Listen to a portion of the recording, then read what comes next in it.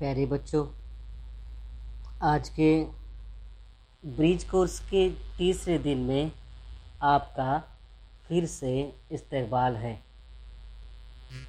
मैं आज आपको इस तीसरे दिन के कोर्स में एक बेहतरीन कहानी सुनाने वाला हूँ। वो कहानी है शिकारी और खरगोश। बहुत खूब शिकारी। बहुत खूब। आप लोग हमें भी आज कहानी सुनने ये का ही कौन मन सी था। कहानी थी? सुनाइए हमें कहानी। ये है एक शिकारी और खरगोश। आप लोग ऊपर तख्ते सियाह पर एक तस्वीर देख रहे हो। उसमें 4 अलग अलग तस्वीर हैं। एक शिकारी और खरगोश। पहली तस्वीर में शिकारी रास्ते से जा रहा है, उसके सामने खरगोश है। दूसरी तस्वीर में आप देख रहे हैं कि शिकारी के हाथ में खरगोश पकड़ा हुआ है। तीसरी तस्वीर में खरगोश पकड़ा हुआ शिकारी और बिल्कुल बाजू में ही एक और खरगोश दौड़ रहा है।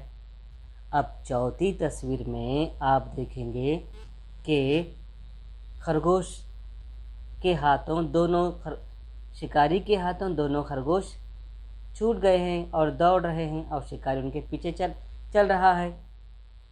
इस तरह से आज हम कहानी की शुरुआत करेंगे। प्यारे बच्चों, एक शिकारी था जंगल में, इधर उधर घूम रहा था, लेकिन उस सुबह से कोई शिकार नज़र नहीं आया। लेकिन उसकी अचानक नज़र हरी हरी घास पर गिरी, जहाँ पर एक सफ़ेद सा खरगोश बैठकर घास खा रहा था। शिकारी बड़ा खुश हुआ। वो दबे पांव सबसे पहले आहिस्ता से वो खरगोश की तरफ बढ़ा और दपक कर खरगोश को पकड़ लिया।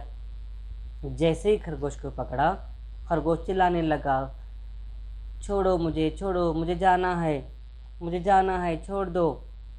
हाँ, लेकिन शिकारी उसे दबक कर पकड़ता रहा। लेकिन कुछ ही 2 कदम चलने के बाद उस शिकारी को बाजू में एक और खरगोश नजर आया। अब जैसे ही शिकारी की नज़र उस पर पड़ी, वो बड़ा खुश हुआ। चलो, एक खरगोश तो मिल गया, अब दूसरे को भी पकड़ लेंगे। वही तो बता रहा हूँ मैं कि शिकारी फौरन एक खरगोश को हाथ में थामे हुए दूसरे खरगोश की तरफ दौड़ पड़ा। जैसे ही वो दौड़ने लगा, शिकारी के हाथ से पहला जो खरगोश उसने पकड़ा था वो भी हाथ से छूटकर वो भी गिर गया। अब शिकारी दूसरे खरगोश की तरफ दौड़ा, दूसरा खरगोश भी पहले की तरह से वो भी दौड़कर कहीं चला गया। इस तरह से दोनों खरगोश उसके हाथ से निकल गए। अब बेचारा शिकारी खड़े खड़े पछता रहा था। अब आप बताएंगे कि शिकारी खड़े खड़े क्या सोच रहा? शिकारी सोच रहा होगा कि मैंने ऐसी गलती क्यों की। बिल्कुल सही कहा तुमने। शिकारी अपने मन ही मन में पछता रहा था और सोच रहा था कि मैंने लालच क्यों की। अगर एक खरगोश पर सब्र कर लेता तो ये मुझे मिल जाता। मैंने दूसरे खरगोश को पकड़ने के लिए पहले खरगोश को भी खो दिया।